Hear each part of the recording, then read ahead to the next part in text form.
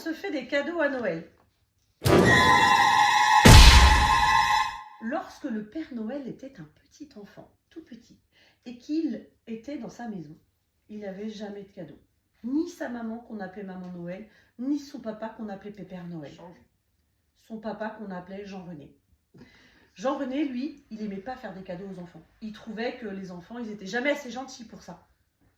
Alors, le Père Noël, de son petit prénom Fabien, Boris, Jean, Christophe, Arnaud, Bastien. Le petit prénom du Père Noël, c'est Bastien. Bastien avait très envie d'avoir des cadeaux. Il était vraiment très malheureux. Et il se dit, un jour, quand je serai grand, je ferai des cadeaux aux gens. Et donc, il a fait des études pour ça. Et donc, il a gravi des montagnes. Et donc, il a pris des cours d'équitation.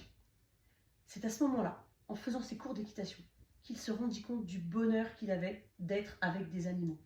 C'est ainsi qu'il a commencé à élever des rennes. Mais ces rennes étaient des rennes magiques. Il s'en rendit compte bien plus tard. Et les rennes magiques lui apportèrent tous les cadeaux de l'univers en lui disant... Les rennes magiques lui apportèrent tout l'amour qu'ils pouvaient. Les rennes magiques faisaient vraiment des cacas énormes. Et à l'intérieur de ces cacas, un jour, quand le Père Noël qu'on appelle Bastien, et un jour quand Bastien se rendit compte, en tombant dans le caca de reine, il se rendit compte qu'il y avait des cadeaux. Oh, c'était vraiment formidable.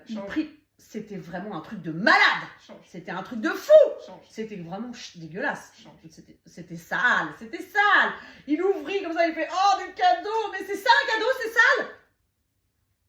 En ouvrant la boîte à l'intérieur, il se rendit compte qu'il y avait des Legos. Il se rendit compte qu'il y avait des Playmobil.